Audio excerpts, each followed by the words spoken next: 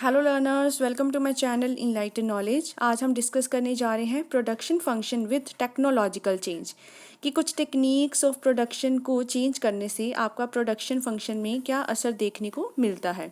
उसी के साथ में डिस्कस करेंगे आपका एंडोजीनियस टेक्नोलॉजिकल चेंज और टाइप्स ऑफ टेक्निकल चेंज, क्या क्या उसकी टाइप्स होती हैं।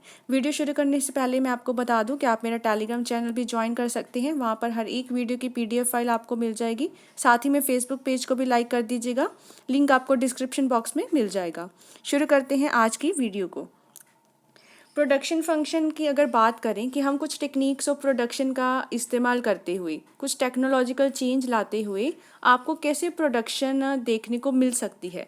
फॉर प्रोड्यूसिंग गुड्स, अगर किसी गुड्स को प्रोड्यूस करना है तो सबसे पहले एक फर्म क्या देखती है कि कौन सा वो बेस्ट अवेलेबल प्रोडक्शन प्रोसेस को यूज़ करे given the state of technological knowledge, कि उसको साथ में क्या हो, टेक्निक्स की नॉलेज भी हो, कुछ इन्वेंशन क्रिएटिवेशन, मतलब ये सारी चीज़ क्या होती है टेक्नोलॉजिकल चेंज, कि आपने सिर्फ और सिर्फ क्या करना है, टेक्नोलॉजी को इम्प्रूव करना है, जो टेक्निकल चेंजेस लेकर आने हैं। तो एक फर्म हमेशा यही ट्राई करती है कि कौन सी वो प्रोडक्शन की प्रोसेस को अपनाए, साथ ही में अगर उसको साथ क्या हो, टेक्नोलॉजिकल नॉलेज हो, तो उससे अपनी प्रोडक्शन को वो कैसे क्या है बढ़ा सकती है और अपने प्रॉफिट को इंक्रीज कर सकती है।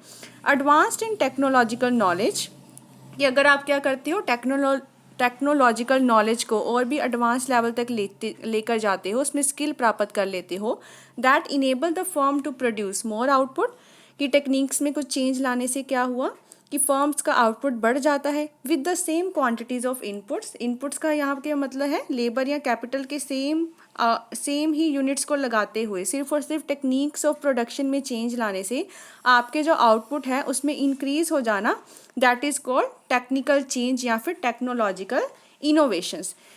कि समय के साथ क्या होता है कि आप अपनी मशीनरीज में या किसी चीज़ों में कुछ ना कुछ इन्वेंशंस लेकर आते हो, कोई नए नए टूल्स इस्तेमाल करते हो, जिस वजह से क्या होता है, टाइम बचता है, लेबर और कैपिटल उतनी ही यूज़ होती है, और इससे आपकी प्रोडक्शन में अगर इंक्रीज आता है, आपकी प्रोडक्शन बढ़ती है, उसको हम लोग क्या कहते हैं, टेक्निकल चेंज या फिर technological innovation.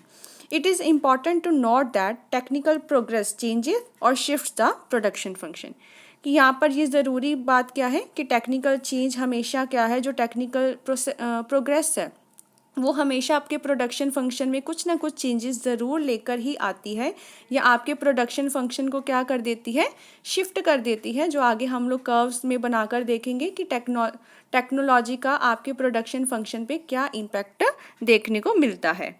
Suppose this year firm produces output of a product which is given by, मानकर चलो कि इस ईयर में, जो करंट ईयर है, तब एक फर्म क्या करती है, आउटपुट प्रोड्यूस करती है, और उसका फंक्शन क्या दे रखा है, यह आपकी क्यों क्वांटिटी 1 है, Q1, और प्रोडक्शन फंक्शन किसका होता है, लेबर एंड कैपिटल का, क्योंकि हम इसमें क्या पढ़ते हैं आइसोकंट्स में, 2 वेरिएबल इनपुट्स, तो हमने लेबर और कैपिटल लिया है, तो Q1 आपका आ गया कि फंक्शन है ये लेबर एंड कैपिटल का। Now suppose in the next year, आपने अगले साल क्या किया, कुछ टेक्निकल चेंजेस लेकर आए जिससे फर्म और भी प्रोडक्शन कर पा रही है, सेम लेबर और कैपिटल से फर्म की प्रोडक्शन क्या है 10% बढ़ गई, 10% मोर आउटपुट उसने प्रोड्यूस किया, the output next year will be Q2। तो इस वजह से क्या हुआ, जो उसकी आउटपुट बनी Q2, that is equal to 1.1 का फर्क आया है, and function of labour and capital. अब ये मैं आपको बता देती हूँ, the firm rate F growth in our example is 10%। Firms का जो ग्रोथ रेट है वो कितना चल रहा है, 10% चल रहा है। इसका फॉर्मूला क्या होता है, ये देख लीजिए, ये वाला जो फंक्शन है इसको 10% निकालना कैसे, जो 1.1 आपका फंक्शन है जिसमें इंक्रीज आया, माइनस करवा देना है पीछे वाला फंक्शन, और अपॉन में क्या रखना है, एफ एल एंड के, जो आपका पीछे वाला फंक्शन होगा। ये आ गया। इसमें अब हम देख लेते हैं, इसमें क्या करेंगे, आप ये मानकर चलो कि मैंने एफ एल के को क्या ले लिया, कॉमन ले लिया, बचा कितना 1.1 माइनस 1, और नीचे भी आपका क्या है एफ एल के, मैं यहीं पर लिख रही हूँ। अब ये क्या हो जाएगा, ये तो कट हो जाएगा, इसका आंसर कितना आ जाएगा, 1.1 से 1 निकाला 0.1 आ गया, और 0.1 किसके इक्वल होता है, 10% के इक्वल होता है। क्यों, 10% को हम ऐसे नहीं लिखते 10/100, यही लिखते हैं ना, तो 1/10 कितना हो जाता है, 0.1 हो जाता है। इसका मतलब आपका आंसर 0.1 आ रहा है, तो दैट मीन्स 10% आपकी आउटपुट में इंक्रीज आया है। ये आपको क्या है, फॉर्मूलाज के अकॉर्डिंग निकालना है कि ऐसे 1.1 कैसे निकला। ज़्यादा नहीं तो आप ये देख लीजिएगा कि किसको मैं एक में से माइनस करूं कि मेरे पास 0.1 आ जाए, मतलब 10% आ जाए। तो 1.1 में से अगर मैं 1 को माइनस करती हूँ तो 0.1 आ जाता है। इसी अकॉर्डिंग उन्होंने क्या है, Q2 फंक्शन में कितना इंक्रीज़ है, 1.1 का, that is function of labour and capital, क्योंकि हमने 10% के इंक्रीज़ को यहाँ पर दिखाना था। आई होप इस फॉर्मूले से आपको क्लियर हो गया होगा कि 10% इन्होंने कैसे निकाला है। ये फंक्शन में से इसको माइनस करके अपॉन में क्या है, आपका प्रीवियस फंक्शन ही लिखना है। उसको हमने कॉमन ले लिया, 1.1 में से 1 को माइनस किया तो 0.1 आया, और 0.1 किसके इक्वल होता है, 10% के इक्वल होता है। ये हो जाएगा। अब आगे पढ़ लेते हैं। This increase in productivity in a year, और ये प्रोडक्टिविटी में इंक्रीज आया किस वजह से है, this is due to all the technical change, क्योंकि आपने टेक्नोलॉजिकल चेंजेस लेकर आए हैं, कुछ नई नई इनोवेशंस की है। लेबर कैपिटल सेम रखी है लेकिन आपकी आउटपुट बढ़ गई है। बढ़ने के पीछे कारण क्या है, technical change. The technical change bring about a shift in production function, तो आपका टेक्निकल चेंज क्या लेकर आ रहा है, प्रोडक्शन फंक्शन में कुछ शिफ्ट लेकर आ रहा है। And will cause a shift in productivity curve of factors and isoquant, मतलब आपकी टोटल प्रोडक्टिविटी भी बढ़ेगी और साथ ही में आपको आइसोक्वेंट्स जो हम लोग बनाएंगे उसमें भी शिफ्ट नज़र आएगा, और वो किस तरफ शिफ्ट होगा ये भी देखने वाली बात है। आगे देखते हैं फिर। अब है फिगर 1 हम लोग पहले बनाते हैं, जिसमें हम टोटल प्रोडक्ट कर्व की बात करेंगे। यहाँ पर हम फिगर 1 बना लेते हैं। यहाँ पर हम टोटल प्रोडक्ट की बात करेंगे, और जो सेकंड फिगर है उसमें हम लोग आइसोक्वेंट्स की बात करेंगे। पहली फिगर में हम देख लेते हैं कि कैसे आपको टोटल प्रोडक्टिविटी बनानी है। ये आपका एक्स एक्सिस, वाई एक्सिस, यहाँ पर आपको क्या है, लेबर के यूनिट्स लेने हैं, सिर्फ और सिर्फ लेबर की, क्योंकि यहाँ पे हमने वाई एक्सिस में क्या लेना है, टोटल प्रोडक्टिविटी को लेकर चलना है। ये आपकी वाई एक्सिस पे आ जाएगी टोटल प्रोडक्टिविटी। अब मैं मानकर चलती हूँ कि जो मेरी टोटल प्रोडक्टिविटी क्या थी, इतनी चल रही थी। ये हमारी क्या है, TP1, मेरी प्रोडक्शन इतनी हो रही थी, लेकिन टेक्निकल चेंजेस की वजह से मेरी क्या हुई, प्रोडक्शन ज़्यादा होनी शुरू हो गई, लेकिन लेबर को मैंने सेम रखा है। लेबर को अगर इतनी लेबर प्रोड्यूस करवा रहे थे, लेबर को मैंने सेम रखा है, बस मेरी क्या हुआ है, टोटल प्रोडक्शन में चेंज आ गया है। ये देखिए, इसको ऊपर ले जाइए, लेबर को इतना ही रखा है लेकिन मेरी टोटल प्रोडक्शन इंक्रीज होना शुरू हो गई है। दैट मीन्स कि टेक्निकल चेंजेस की वजह से आपकी जो प्रोडक्शन है वो बढ़नी शुरू हो गई है। लेबर के यूनिट्स आपने उतने ही रखे हैं। ये देखिए ना, यहाँ से इसीलिए हमने शुरू किया है कि लेबर को आपने बढ़ाया घटाया नहीं है, वो उतनी ही है, बस आपकी जो टोटल प्रोडक्शन है उसमें चेंजेस आ गए हैं। अब आइसोक्वेंट्स बना लेते हैं। आइसोक्वेंट्स में हम क्या करते थे, 2 इनपुट्स लेते हैं। एक्स एक्सिस पे मैंने लेबर ले लिया और वाई एक्सिस पे मैंने क्या लिया है, कैपिटल की यूनिट को ले लिया। पहले मैं इतनी कैपिटल और इतनी लेबर से क्या कर रही थी, ये मेरी आइसोक्वेंट 1 बन गई। इतनी लेबर और इतनी कैपिटल से मैं 100 यूनिट्स को प्रोड्यूस करवा रही थी। ये मेरा है Q1। इसका मतलब क्या है, मैं 100 यूनिट्स को क्या करवा रही थी, प्रोड्यूस करवा रही थी। लेकिन कुछ टेक्निकल चेंजेस आने की वजह से क्या हुआ, इसकी वजह से जो मेरा लेबर और कैपिटल है, वो थोड़ी लेबर और कैपिटल भी अगर मैं यूज़ करूं तो वो भी मुझे 100 की प्रोडक्टिविटी ही देंगे। इसका मतलब ये लाइन क्या होगी, पीछे की तरफ शिफ्ट होगी, ना कि आगे की तरफ। अगर मैं आगे की तरफ या राइटवर्ड शिफ्ट करती हूँ, इसका मतलब मुझे लेबर और कैपिटल के यूनिट्स बढ़ाने पड़ेंगे ना 100 की आउटपुट लेने के लिए। अब क्या हुआ, अब मुझे लेबर और कैपिटल के यूनिट्स क्या है, कम करने पड़े। मतलब मैं यहाँ पर आ गई हूँ, ये मेरा लेबर और ये मेरा कैपिटल। लेबर और कैपिटल में क्या आ गई है, कमी आ गई है। मैं थोड़े लेबर और थोड़ा कैपिटल यूज़ करके भी 100 यूनिट्स प्रोड्यूस कर सकती हूँ, विच मीन्स कि टेक्निकल चेंजेस की वजह से आप कम लेबर और कैपिटल में भी उतनी ही प्रोडक्शन कर सकते हो। समझ आया कि कम लेबर कम कैपिटल से भी आप 100 यूनिट्स ही प्रोड्यूस करवा सकते हो। यहाँ भी मैंने 100 यूनिट्स की ही प्रोडक्शन करवाई है। तो ये दोबारा से एक बार समझ लीजिए कि आइसोक्वेंट्स में आपने क्या देखना है कि पहले मैं कितनी लेबर कितनी कैपिटल यूज़ करवा रही थी और बाद में मैं कितनी लेबर और कितनी कैपिटल को यूज़ करवा रही हूँ। थोड़ा सा और क्लियर कर देते हैं। ये कैपिटल यूज़ कर रहे थे, ये लेबर यूज़ कर रहे थे। पहले आप क्या है, प्रोडक्शन करवा रहे थे यहाँ पर 100 यूनिट्स की। अब क्या हुआ, टेक्निकल चेंजेस आने की वजह से आपको क्या है, कैपिटल इतनी और लेबर इतनी लगानी पड़ेगी। आपको कम लेबर कम कैपिटल से भी क्या है, उतनी ही आउटपुट की प्रोडक्शन हो जाएगी। 100 यूनिट्स पहले प्रोड्यूस करवा रहे थे, 100 अब करवा रहे हो। और फ़ायदा क्या हुआ, कम लेबर और कम कैपिटल से, क्योंकि आप कुछ टेक्निकल चेंजेस लेकर आए हो, नई नई इनोवेशंस लेकर आए हो। तो जिस वजह से एक तरफ हमने बनाना है कि टोटल प्रोडक्टिविटी में इंक्रीज आया, अपवर्ड शिफ्ट है टोटल प्रोडक्टिविटी में, क्योंकि लेबर उतनी ही रखी है, टेक्निकल चेंजेस की वजह से टोटल प्रोडक्टिविटी बढ़ी है। सेकंड में क्या दिखाना है कि डाउनवर्ड शिफ्ट आया है आपकी आइसो क्वांट में ड्यू टू टेक्नोलॉजिकल चेंजेस। तो ये आपको दोनों को दोनों कर्व्स बनानी है। नेक्स्ट है, कुछ टेबल की बात कर लेते हैं। Table shows estimate of growth in productivity during 1949 and 1983। इस ईयर की बात करी है। यूएसए में कहते हैं कि कुछ ना ग्रोथ प्रोडक्टिविटी में या ग्रोथ रेट में कुछ डिफरेंस देखने को हमें मिला था, और वो डिफरेंस होता किस वजह से है, टेक्निकल चेंजेस की वजह से ही जो हमें डिफरेंस देखने को मिलता है। यहाँ पर बात की गई है, ये इंडस्ट्री है और ये ग्रोथ रेट है। इंडस्ट्री में जो फूड एंड किंडल प्रोडक्ट्स, मतलब उससे रिलेटेड जो भी प्रोडक्ट्स की ग्रोथ रेट क्या थी, 0.7, टोबैको की 0.2, लंबर और वुड की उसकी किस्म ही है 1.3, पेपर एंड एलीड प्रोडक्ट्स की उससे रिलेटेड प्रोडक्ट्स की 1.5 और टोटल मैन्युफैक्चरिंग है 1.1 की। तो इसका मतलब हम लोग अगर देख के यहाँ पर बता सकते हैं कि पेपर एंड एलीड प्रोडक्ट्स में सबसे ज़्यादा क्या हुआ है, ग्रोथ रेट उसमें हुआ है, क्योंकि इसमें हमने टेक्नोलॉजिकल चेंज बहुत लेकर आए हैं, नई नई इनोवेशंस की है। तो टेबल की हेल्प से उन्होंने बताया है कि 1949 से 1983 में यूएसए में जो ग्रोथ हुई है प्रोडक्टिविटी में, तो उसका एस्टिमेट लगा सकते हैं अलग अलग इंडस्ट्रीज़ को देखते हुए कि आप लोग कैसे टेक्नोलॉजिकल चेंजेस से ये सब कुछ प्राप्त कर सकते हो। ग्रोथ इन प्रोडक्टिविटी और टेक्निकल चेंज ओवर ईयर्स बहुत ज़्यादा इंपॉर्टेंट फैक्टर है अगर आपको इकोनॉमी के ग्रोथ को डिटर्मिन करना है। उन्होंने यहाँ पर बताने की कोशिश क्या की है कि आप टेक्निकल चेंजेस करो, प्रोडक्टिविटी में ग्रोथ होती है, तो ये आपका बहुत इंपॉर्टेंट फैक्टर होता है इकोनॉमिक ग्रोथ में भी, क्योंकि इससे क्या होता है, इकोनॉमी की ग्रोथ भी बढ़ती है। अगर आप कम चीज़ों को यूज़ करते हो, नई नई टेक्निक्स इनोवेशंस लाते हो, तो आपकी इकोनॉमी में भी बहुत ज़्यादा क्या है, फेवरेबल इम्पैक्ट्स देखने को मिलते हैं।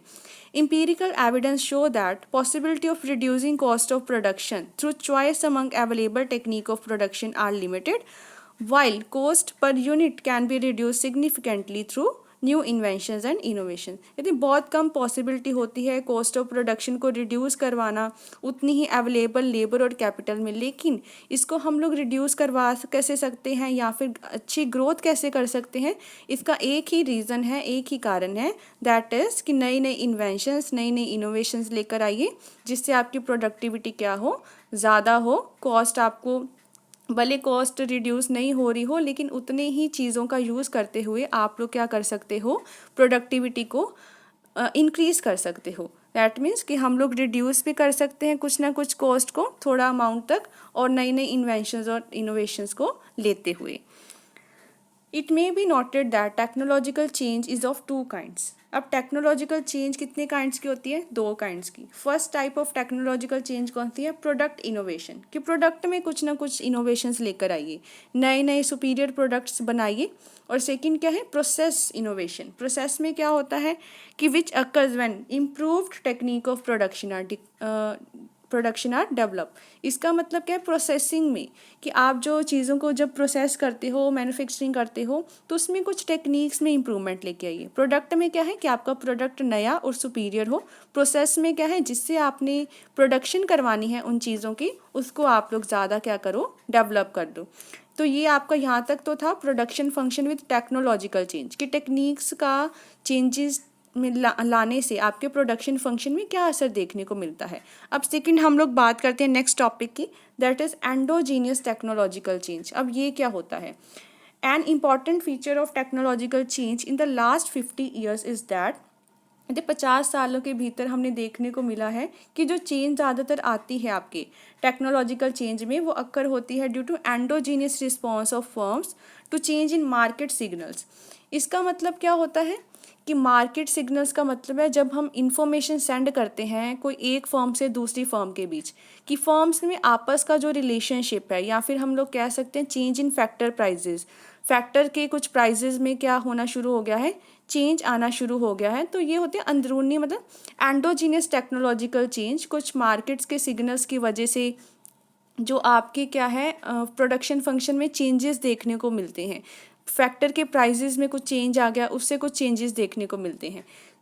The past technological change took place mainly in a random fashion as a result of scientific discoveries. जो पास्ट की हमने टेक्नोलॉजिकल चेंजेस देखने को मिली है, कुछ ना कुछ साइंटिफिक डिस्कवरीज हो गई, कुछ इंडिविजुअल साइंटिस्ट ने क्या है लेबोरेटरीज में काम करते हुए, टेक्निकल शॉप्स में काम करते हुए क्या किया, कोई ना कोई नई डिस्कवरी कर दी। These innovations were not in response to economical signals but the result of individual efforts to find something new। कहते हैं ये हम देखो हमारे इंडिविजुअल लेवल पे हम कुछ ना कुछ डिस्कवरी कर रहे हैं। तो ये जो इन्वेंशंस है ना वो आपके इकोनॉमिक सिग्नल्स में, मतलब एक इकोनॉमी से दूसरी इकोनॉमी में इंफॉर्मेशन जो ट्रैवल करती है उसमें तो यूज़ नहीं होती, लेकिन इससे क्या हुआ कि एक इंडिविजुअल एफर्ट्स हैं, हमारे खुद के एफर्ट्स हैं ताकि हम कुछ नया प्रोड्यूस कर सके। एंडोजीनियस का मतलब क्या है, जो अंदरूनी टेक्निकल चेंजेस लेकर आ रहे हो। मार्केट में किसी ने कुछ प्रोडक्ट को नया इन्वेंट किया तो वो क्या करेंगे, एक दूसरे को मार्केट सिग्नल्स देंगी कि इन्फॉर्मेशन देंगी कि ऐसा कोई प्रोडक्ट है, ऐसी कोई टेक्निक है, इनको यूज़ करो।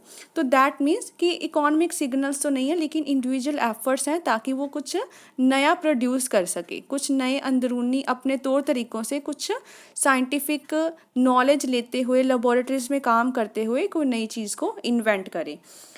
ये तो हो गया आपका These innovations were not in response, ये इकोनॉमिकल सिग्नल्स तो नहीं देंगे लेकिन कुछ एफर्ट है समथिंग न्यू डिस्कवर करने का। On the other hand endogenous technological changes are brought about within firm, एक फर्म के अंदर ही होती है through a systematic research and development.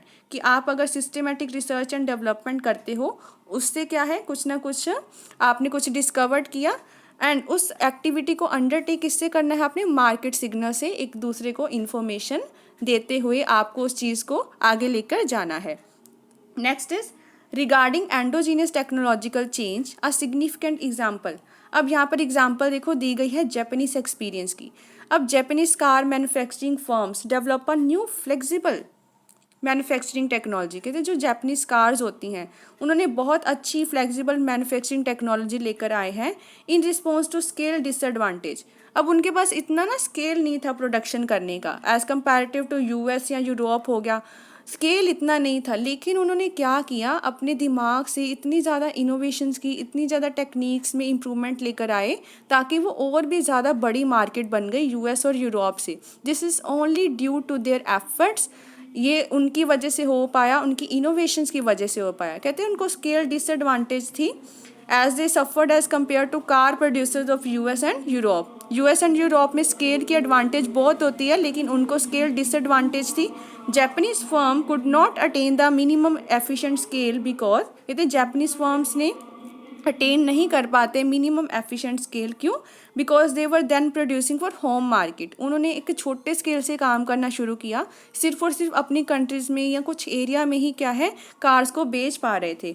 But even with in confines of small scale plants, लेकिन कहते क्या हुआ कि अपने रिस्ट्रिक्टेड एरिया से बाहर निकलते हुए, कन्फाइंस होते हैं कि उनका जो रिस्ट्रिक्टेड एरिया है उनसे बाहर निकलते हुए उन्होंने बहुत सारी नई नई इनोवेशंस की, नई नई सुपीरियर कार्स में कुछ ऐसी टेक्नोलॉजी लेकर आए एट लोअर प्राइजेस। यहाँ पर आ गया ना प्राइजेस वाला, मतलब फैक्टर प्राइजेस वाला काम यहाँ पे चल रहा है। कम प्राइस पे उन्होंने बहुत अच्छी सुपीरियर कार्स को प्रोड्यूस करना शुरू कर दिया and almost dried out the American firms from competition with US.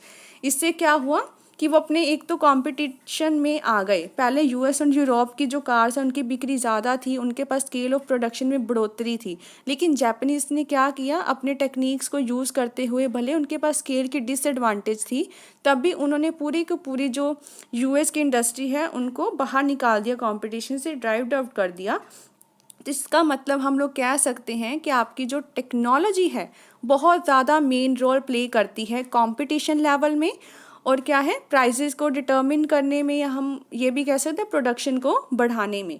Production on a small scale but using superior and efficient technology. भले प्रोडक्शन कहाँ हो रही है, छोटे स्केल पे हो रही है, कम लेवल पे हो रही है, लेकिन आप लोग उसमें सुपीरियर और एफिशिएंट टेक्नोलॉजी यूज़ करते हो, that is called flexible manufacturing. और इसी को हम लोग क्या कहते हैं, फ्लेक्सिबल मैन्युफैक्चरिंग का नेम देते हैं। उसकी डेफिनेशन है कि भले क्या है प्रोडक्शन हो रही है स्मॉल स्केल पे, बट यूज़ क्या कर रहे हो, superior and efficient technology that is called the flexible manufacturing.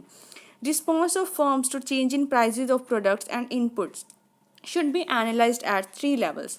अब जो फर्म्स हैं वो अपने प्राइसेस में कैसे चेंज लेकर आती है प्रोडक्ट्स या इनपुट्स में, ये 3 लेवल पे हम लोग डिसाइड करते हैं. पहला लेवल क्या है, short run period of time. In short run में क्या होता है, that firms can change their output by changing the amounts of variable factor. कि फर्म्स अपने आउटपुट को कैसे चेंज कर सकती है, अपने वेरिएबल फैक्टर्स को. क्योंकि छोटे समय पीरियड ऑफ टाइम में जो फिक्स्ड फैक्टर होते हैं वो क्या होते हैं, कांस्टेंट रहते हैं ना. तो हम लोग सिर्फ और सिर्फ वेरिएबल फैक्टर्स का यूज़ करते हुए उसमें चेंजेस लाते हुए अपनी प्रोडक्शन को बढ़ा सकते हैं. ये तो था शॉर्ट पीरियड का टाइम. नेक्स्ट है लॉन्ग रन में. लॉन्ग रन में फिक्स्ड और आपके वेरिएबल फैक्टर दोनों के दोनों क्या होते हैं, वेरिएबल्स हैं. फिक्स्ड इनपुट्स को भी आप लोग यूज़ कर सकते हो. In long run firms can change all inputs और factors that is both variable and fixed inputs but within confines of given technology. लेकिन अभी उसके पास इतने टेक्नोलॉजिकल चेंजेस नहीं आ सकते हैं, उसका अभी एरिया रिस्ट्रिक्टेड है.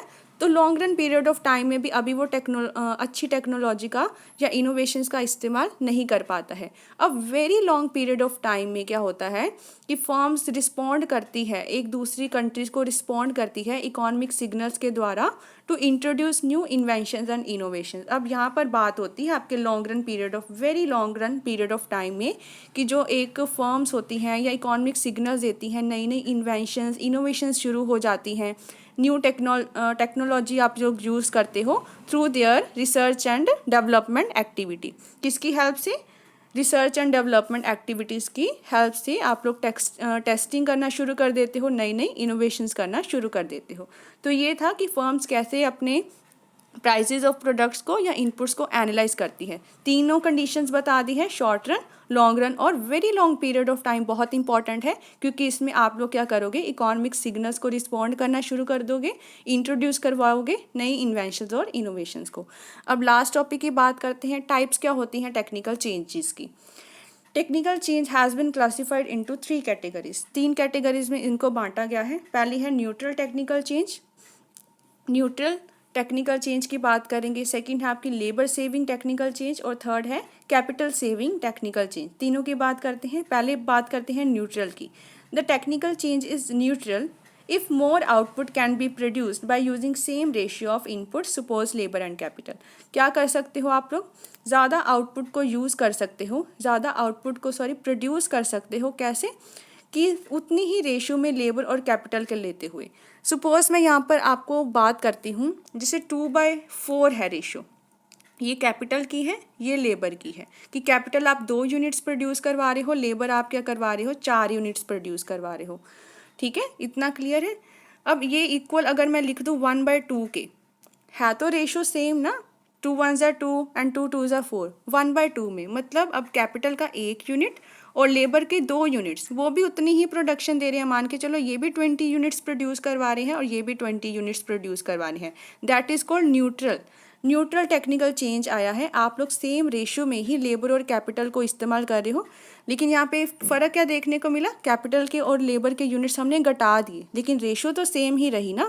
दैट मीन्स कि टेक्निकल चेंज आया है जिस वजह से कम लेबर कम कैपिटल यूज़ करते हुए भी आप लोग क्या है उतने ही यूनिट्स को प्रोड्यूस करवा सकते हो, लेकिन रेशियो आपकी क्या रहने वाली है, सेम रहने वाली है. यहाँ पर 1/2 थी और यहाँ भी 1/2 ही है. तो ये होता है न्यूट्रल चेंज.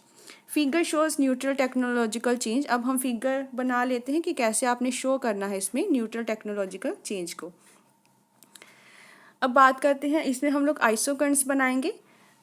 सपोज करो कि ये हमारी जो बनी है आइसोकर्न्स, इसके अकॉर्डिंग हम लोग ड्रॉ करवाएंगे, इस लाइन के अकॉर्डिंग ड्रॉ करवाएंगे. अब ये हमारी थी फर्स्ट आइसोकर्न्स, IQ या Q ले लो. ये फर्स्ट आइसोकर्न्स ही, सपोज ये भी 20 यूनिट्स ही प्रोड्यूस करवा रही है. अब कुछ टेक्नोलॉजिकल चेंजेस आने की वजह से क्या हुआ कि आप लेबर और कैपिटल के यूनिट से आपने क्या कर दिए कम. पहले इतनी यूज़ करवा रहे थे लेबर और कैपिटल, अब इतना यूज़ करवा रहे हो, लेकिन फ़र्क क्या पड़ा, ये वाला न्यूट्रल चेंज वाला ये हमारी बन गई. यहाँ से ना स्ट्रेट लाइन से आपको बनाना है, यहाँ स्ट्रेट लाइन ड्रॉ करते हुए आपको क्या है इनको जोड़ना है, बनाना है न्यूट्रल को शो करने के लिए. अब ये हमारा ये भी क्या दे रहा है, 20 यूनिट्स दे रहा है। इसका मतलब इनमें डिस्टेंस देख लीजिए, पैरेलल लाइंस है। अगर यहाँ पर मैं जैसे यहाँ पर अगर 4 यूनिट्स लेबर के यूज़ कर रहे हो और मानकर चलो यहाँ पर 2 यूनिट्स कैपिटल के यूज़ कर रहे हो, तो यहाँ पे क्या कर रहे हो, 1 यूनिट ऑफ कैपिटल और यहाँ पे 2 यूनिट्स ऑफ लेबर। तो रेशियो मतलब सेम है, लेकिन आपका जो टेक्निकल चेंजेस में आने की वजह से 20 यूनिट्स ही प्रोड्यूस करवा पा रहे हो कम लेबर और कम आउटपुट की हेल्प से भी। ये आपका बन जाता है A' एंड B', मतलब सेम न्यूट्रल चेंज है इसमें। टेक्निकल चेंज से आपके लेबर और कैपिटल तो कम हुए हैं, लेकिन आपकी आउटपुट क्या है, उतनी ही प्रोड्यूस हो रही है, रेशियो आपकी सेम रहने वाली है। सो फिगर आपको शो करवाती है neutral technological change where with shift in production function, जो आपकी कैपिटल और लेबर रेशियो है ये सेम रहेगी। ये क्या रहेगी, सेम रहेगी with the given marginal rate of substitution labour and capital. मतलब आप जितना यूनिट्स लेबर को कम करवा रहे हो उतने कैपिटल को कम करवा रहे हो, इनके बीच में रेशियो बिल्कुल सेम रहने वाली है। जो मर्जी आप ऊपर ले जाओ, नीचे ले जाओ और भी नीचे ले जाओ, तो इनके बीच में जो रेशियो है सेम रहने वाली है। This is called neutral technological change. Next बात कर लेते हैं लेबर सेविंग की। If due to technical change, को टेक्निकल चेंज आने की वजह से the firm produces more output, firm ना ज़्यादा आउटपुट प्रोड्यूस कर पा रही है by using relatively less labour per unit of capital. मतलब क्या है, होगा वही चीज़ कि लेबर और कैपिटल दोनों कम होंगी, लेकिन लेबर थोड़ी ज़्यादा कम यूज़ करने से भी ना उतनी ही आप लोग आउटपुट को प्रोड्यूस करवा पा रहे हो। इसीलिए हम इसको नाम क्या देते हैं, लेबर सेविंग। कैपिटल थोड़ी ज़्यादा, लेबर थोड़ी कम। लेबर का इस्तेमाल अब कम हो रहा है। अगर लेबर का इस्तेमाल कम हो रहा है कैपिटल से, तो इसका मतलब हम लोग कौन सी टेक्निक को यूज़ कर रहे हैं, लेबर सेविंग टेक्नोलॉजिकल चेंजेस को इसमें देखने को मिलती है। कैपिटल लेबर रेशियो इसमें राइज करेगी। अब पहले मैं फिगर से आपको बता देती हूँ इसको कैसे बनाना है। ये हमारा जो फर्स्ट बनेगा A और B, यहाँ पे मानकर चलो हमारा आइसोकरेंट है, बिल्कुल ना स्ट्रेट लाइन में ही आपको ये बनाना है। भले ही आप पहले स्ट्रेट लाइन बना लीजिए। तो ये हमारा क्या आ जाएगा, Q। फर्स्ट आइसोकरेंट बना, टेक्निकल चेंजेस आने की वजह से क्या हुआ कि आपने लेबर और कैपिटल के यूनिट्स को कम कर दिया। बनाना बिल्कुल सेम वैसे ही न्यूट्रल वाला, बस चेंजेस मैं आपको दिखाती हूँ कहाँ पर आएगी। अब हमने ये कर्व थोड़ी बाद में बना लीजिएगा। अब क्या करना है, इसका मतलब लेबर सेविंग की बात कर रहे हैं, तो कैपिटल अगर मैं इस पॉइंट की बात करूं, इसका मतलब क्या है, लेबर इतनी यूज़ कर रही हूँ, कैपिटल इतनी। ये तो न्यूट्रल चेंज हो गया ना, रेशियो सेम आ गई। लेकिन अब क्या करना है, लेबर को कम यूज़ करवाना है कैपिटल से, तो मैं यहाँ पर पॉइंट ले लूँ। अगर मैं यहाँ पर पॉइंट लेती हूँ तो इसका मतलब लेबर इतनी और कैपिटल इतनी। कैपिटल मैं ज़्यादा यूज़ करवा रही हूँ ना लेबर से, लेबर कम यूज़ करवा रही हूँ, कैपिटल ज़्यादा यूज़ करवा रही हूँ। तो अब मुझे पॉइंट यहाँ पर लेना पड़ेगा। तो आइसोकरेंट अब यहाँ से आपको ड्रॉ करवानी है। ये मेरा बनेगा Q1 ले लो या Q' ले लो, कुछ भी आप लोग ले सकते हो। ये R पॉइंट है और यहाँ पर आपको पॉइंट लेना है T पॉइंट। मीन्स अब यहाँ पर कुछ टेक्निकल चेंजेस देखने को तो मिली है, सेम आउटपुट आप लोग प्रोड्यूस करवा रहे हो कम लेबर कम कैपिटल को लेते हुए, लेकिन लेबर आपने कैपिटल से थोड़ी और भी कम ली है। लेबर मैंने इतनी कम ली है और कैपिटल मैंने इतनी ज़्यादा ली है। इसका हम दूसरा नाम दे सकते हैं कैपिटल बायस, कि कैपिटल को ज़्यादा ले रहे हो, लेबर को कम ले रहे हो। ये भी इसका दूसरा नेम होता है, या लेबर सेविंग कह दो या कैपिटल बायस कह दो, कि कैपिटल को हम लोग लेबर से क्या है ज़्यादा यूज़ करवा रहे हैं। तो ये होता है आपका लेबर सेविंग वाला कंसेप्ट। अब मैं आपको बताती हूँ कैपिटल लेबर रेशियो इंक्रीज़ क्यों करती है इसमें। सपोज जो आपकी कैपिटल लेबर रेशियो की अगर हम लोग बात करें इस सेकेंड पॉइंट ऑफ टाइम में, कैपिटल मानकर चलो आप पहले यूज़ करवा रहे हो 4 यूनिट्स ऑफ कैपिटल, लेबर करवा रहे हो 3, ये हुआ। अब इसका आंसर कितना आ जाएगा, अक्रॉस 1.3 के पास आ जाएगा। अब क्या करवाना है कि अब रेशियो क्या हो जाएगी, चेंज हो जाएगी। कैपिटल आप उतनी ही रख रहे हो, कैपिटल कितनी है 4 ही है। लेबर आप क्या है कम करवाते जा रहे हो, क्योंकि लेबर सेविंग है, ये लेबर सेविंग 2 आ गया। आंसर क्या आएगा 2। कैपिटल फिर से उतनी ही ले लो 4, लेबर 1 कर दो, आंसर क्या आ जाएगा 4। इसका मतलब क्या हो रहा है, आपकी मार्जिनल रेट ऑफ सब्सटीट्यूशन या कैपिटल लेबर रेशियो है जो वो राइज करती जा रही है। कैपिटल रेशियो राइज करती जा रही है, क्यों? क्योंकि कैपिटल क्या है, आप उतनी ले रहे हो और लेबर जो है, लेबर को क्या करवा रहे हो, लेबर को आपने कम कर दिया है। न्यूट्रल नहीं ना इसमें शो कर रहे हो, ये कैपिटल लेबर वाला लेबर सेविंग है। इसका मतलब कैपिटल आपने फिक्स रखनी है, लेबर को बस क्या करते रहना है, डिक्रीज करवाते रहना है लेबर सेविंग को शो करने के लिए। सो कैपिटल लेबर रेशियो जो है इसमें क्या करेगी, राइज करती रहेगी जैसे आप क्या करोगे, लेबर के यूनिट्स को कम करते जाओगे। तो ये आपका होता है लेबर सेविंग वाला कंसेप्ट। नेक्स्ट बात करते हैं कैपिटल सेविंग कैसे बनानी है। बिल्कुल सेम, पहले तो न्यूट्रल ही बना लिया करो। न्यूट्रल से क्या है, आप लोग उस कर्व को ड्रॉ इजीली कर सकते हो। ये आपके बना पहला आइसोक्वेंट, आप बिल्कुल यहाँ से स्ट्रेट लाइन ड्रॉ करो। ये बना मेरा क्यूब जो हमारा फर्स्ट आइसोक्वेंट्स है। टेक्नोलॉजिकल चेंज आने की वजह से क्या बनेगा, नीचे की तरफ ये न्यूट्रल वाला बना है। न्यूट्रल वाला कहाँ आना था, यहाँ पर आना था। अब हमने क्या शो करना है, कैपिटल सेविंग। लेबर थोड़ी सी ज़्यादा यूज़ करवा रहे हो, इसमें कितनी यूज़ हो रही है, इतनी, ये लेबर ये कैपिटल। अब क्या करना है, कैपिटल कम यूज़ करवानी है ना, कम पर आ जाओ, लेबर थोड़ी ज़्यादा, तो लेबर ज़्यादा कैपिटल कम, यहाँ पर आ गया पॉइंट नीचे की तरफ। तो ये अब हमारी बनेगी आइसोक्वेंट, ये बन गया क्यू डैश। मतलब हमने लेबर कैपिटल को कम तो करवाया है, लेकिन अगर कंपैरिजन करें तो कैपिटल आपकी थोड़ी कम यूज़ हो रही है, लेबर आपकी थोड़ी ज़्यादा यूज़ हो रही है। तो इसी को हम लोग क्या कह देते हैं, कैपिटल सेविंग या फिर लेबर बायस। कैपिटल सेविंग या लेबर बायस, इसका पॉइंट्स बना लेते हैं। इसको मैं अभी रब कर देती हूँ। तो जैसे आपने यहाँ पर बनाई है ना ये वाली आइसोक्वेंट, यहाँ पर बनाई है, तो ये वाला पॉइंट आपका आ जाएगा, ये टी पॉइंट, ये आर पॉइंट, क्योंकि हम लोग ये वाले पॉइंट को ऐसे ग्राफ बना रहे हैं। न्यूट्रल तो आपने शो करना ही करना है फर्स्ट आइसोक्वेंट बनाने के लिए, बाद में जो भी आपने चेंजेस लेकर आने हैं वो इसी में लेकर आने हैं। अगर लेबर सेविंग बनाना है तो ये ऊपर चली जाती है, कैपिटल सेविंग बनाना है तो नीचे आ जाती है। उसी के अकॉर्डिंग आप लोग उसको देख सकते हो। अब यहाँ पर कैपिटल रेशियो कैसे होने वाली है, फॉल करने वाली है। अब वैसे एग्जाम्पल मैं ले लेती हूँ, ये हो गई हमारी कैपिटल लेबर रेशियो, पहले थी 4.5, इसका आंसर क्या आएगा 0.8, ये हुआ। अब क्या करना है, कैपिटल कम करते जाना है, लेबर सेम रखनी है इस वाले टाइम में। अब हमने क्या किया, कैपिटल आपकी रहने वाली है, कैपिटल कम कर दो ना, 3 कर दो, लेबर उतनी ही, 3/5 कितना आ जाएगा 0.6 समथिंग। उसके बाद 2/5 कर दो, 2/5 0.4। अब ये देखो कैपिटल लेबर रेशियो क्या हो रही है, फॉल करती जा रही है with given marginal rate of substitution labour and capital. तो आई होप आपको अब अच्छे से क्लियर हो गया होगा कि कैपिटल लेबर रेशियो ये लोग कैसे बताते हैं, राइज करती है, फॉल करती है।